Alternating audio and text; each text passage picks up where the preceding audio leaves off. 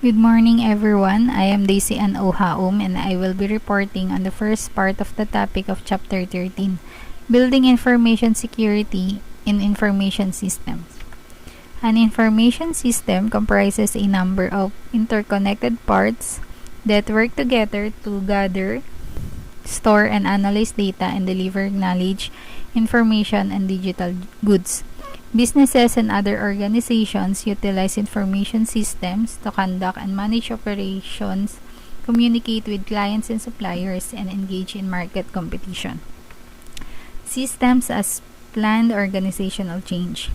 Building a new information system is one type of deliberate organizational change. More than only new technology and software are introduced in a new information system. It also includes changes in jobs, skills, management, and organization.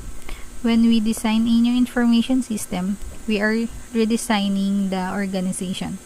System builders must understand how a system will affect the organization. Systems development and organizational change. Information technology can encourage organizational transformation in a variety of ways, from subtle to profound. New information systems can be powerful instrument for organizational change, enabling organizations to redesign their structure, scope, power relationships, workflows, products, and services. We have here the 4 types of structural organizational transformation. First is the automation. It is the most prevalent type of IT-enabled organizational change. Early automation included tasks like computing paychecks and payroll registers, providing bank tellers with rapid access to customer deposit information, and creating a statewide reservation system for ticket agents. Second is the rationalization. It is a deeper form of organizational change. It emerged swiftly from early automation. It is also the streamlining of standard operating procedures. Next is the business process redesign. It is a more powerful type of organizational change. It involves analyzing, streamlining, and redesigning business processes. Next is the paradigm shifts. It involves rethinking the nature of the business and the nature of the organization. The most common forms of organizational change are automation and rationalization. These relatively slow-moving and slow-changing strategies present modest returns but little risk. Faster and more comprehensive change, such as process redesigning and paradigm shifts, carries high reward but offers substantial chances of failure. Next, businesses that use business process management take these steps. First is determine which business processes need to be changed. Second, analyze current business processes, taking note of inputs, outputs, resources, and the order in which the various steps are carried out. Third, create a new process. Fourth, after the new process has been carefully modeled and examined, it must be converted into a fresh set of protocols and working guidelines. Last, continuous measurement is necessary once a process has been put into place and optimized. Next is the tools for business process management. Over 100 software companies, including IBM, Oracle, and TIBCO, offer tools for various business process management related tasks.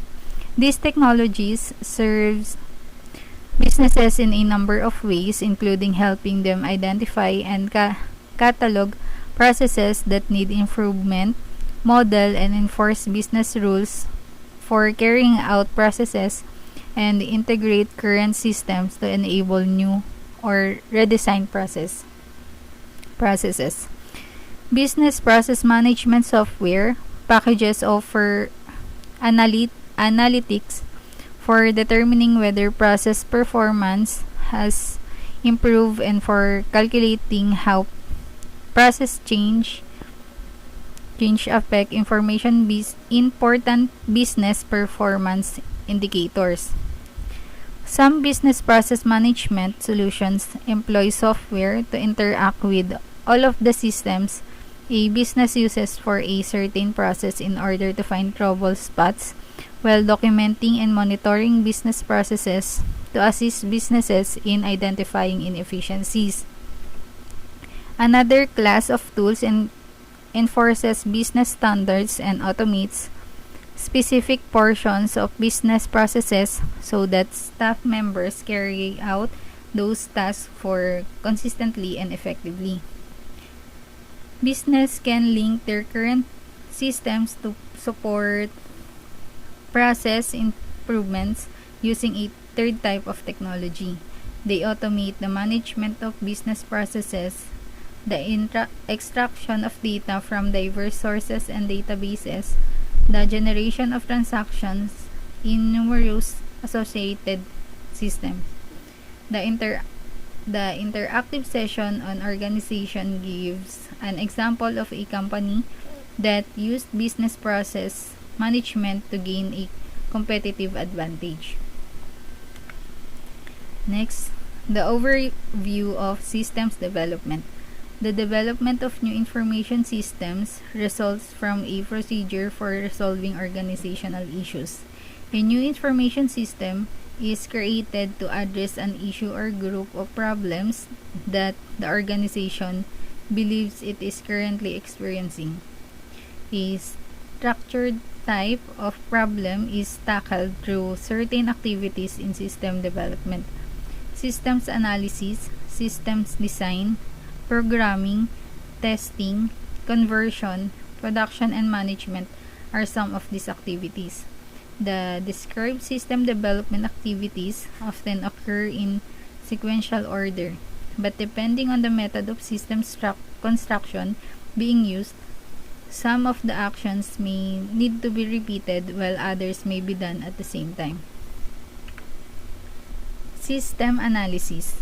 It is the process of studying a procedure or business to determine its goals, purposes, and create systems and procedures that will efficiently achieve them.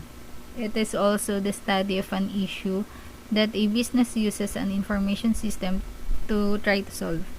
It comprises outlining the problem, its causes, the proposed remedy, and the information needs that a system solution must satisfy.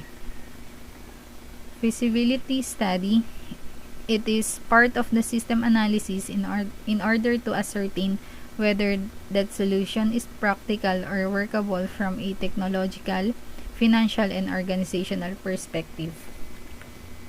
Systems design. It demonstrates how the system will achieve this goal, while systems analysis outlines what a system should accomplish to satisfy information needs. The system designer specifies the components of the system that will carry out the functions found through system analysis. All of the managerial, organizational, and technological elements of the system solution should be covered in these requirements. Next is the role of end users. The entire system building process is driven by the user information requirements. To guarantee that the system represents their business priorities and information demands, not the prejudice of the technical personnel. Users must have enough authority over the design process. In completing the system's development process, first is the programming. System specifications that were created during the design stage are converted into software program code during this step. Next is the testing. To determine whether the system generates the desired outcomes, extensive and exhaustive testing must be done. Under the testing, we have 4 types: unit testing, system testing, acceptance testing, and test plan. Third is the conversion, the process of switching from the old system to the new one. Last is the production and maintenance. It is referred to as being in production once the new one has been set up and the conversion is finished. Users and technical experts will both evaluate the system at this stage to see how well it has achieved its initial goals and to decide whether any adjustments or alteration are necessary. That's end my presentation po. Thank you very much for listening.